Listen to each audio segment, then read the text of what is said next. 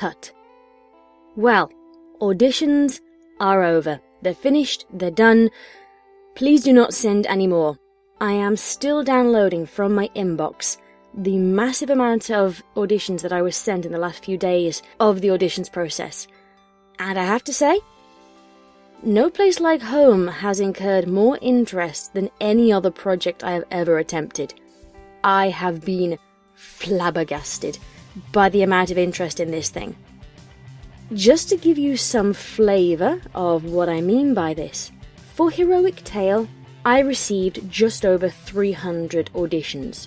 For No Place Like Home, and bear in mind, I have not yet finished gathering all the auditions. I still have an entire page of my inbox to go through. As it stands, I'm looking at 1,416 auditions. That's 21.4 hours of audio that I have to go through.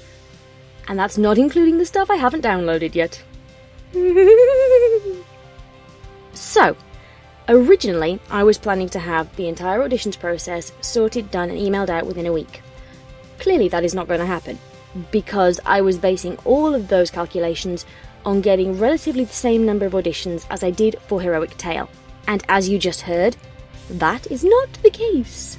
So instead, I'm going to have to be quite provisional about this, meaning that I'm going to name a time frame in which I hope to have everything done, but this is subject to change because I am going to go through all these auditions with a fine-tooth comb and pick out the best ones for each voice and then the wall of voices. It's probably going to take me a few days for each character, especially the main characters, because I do not want to screw up on casting on this and miscast someone. I've been planning this project for quite some time, and the plot has been germinating in my head and slowly coalescing and coming together into the form that it is now at this point. So, that being said, I've got some very important decisions to make, and I know a lot of people want to know the result of the auditions really quickly, and I'm gonna have to say right now that is not going to happen, because I need to make the right choices, and I can't make the right choices and also make fast choices. Because what I'll do is, I will go through all the auditions, I will create my discard piles of voices that are just not quite right for that particular character I'm looking at. Then I will make mini playlists ready to peruse at a later time, when I'll begin making my notes about the voice actors that I like, the pros, the cons, experience levels, intonations, acting ability, mic quality, and all the other different things that I mentioned in the original audition video. From there, I'll stew, probably change my mind a dozen times, write everything down on post-its that I'll stick around my room, take down all the post-its, write a whole new bunch, and finally get some names picked out. This is a very intensive, very scientific process, let me tell you. From there, I'll email my first choices, particularly for the cast of episodes 1 and 2, which are completely written and finalised, and completely written and need to be finalised. Then I will email understudies based on that. Yes, there will be understudies for this project.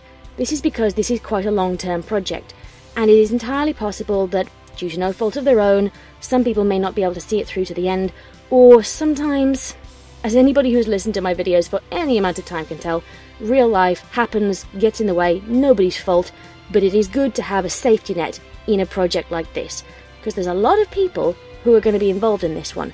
Reverb Brony has already started composing the score. That's actually one of his songs you can hear in the background of this. Thank you, Reverb! Duskspark is coming on board as our in-house artist, plus there are other people involved along the way as well.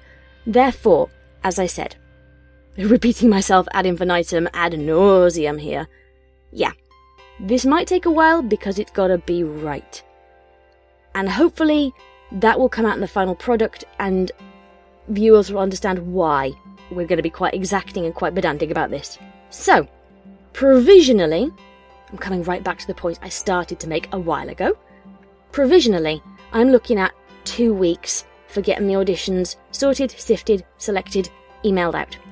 From there, I will create all the various different groups that we will need to go into, start distributing scripts, and we'll start recording, and the entire process will go from there. If you are unsuccessful, unfortunately, because I've had so many auditions, I physically cannot email you all back to say, unfortunately, no, you weren't successful. And I do apologise for that, but logistically it just isn't possible.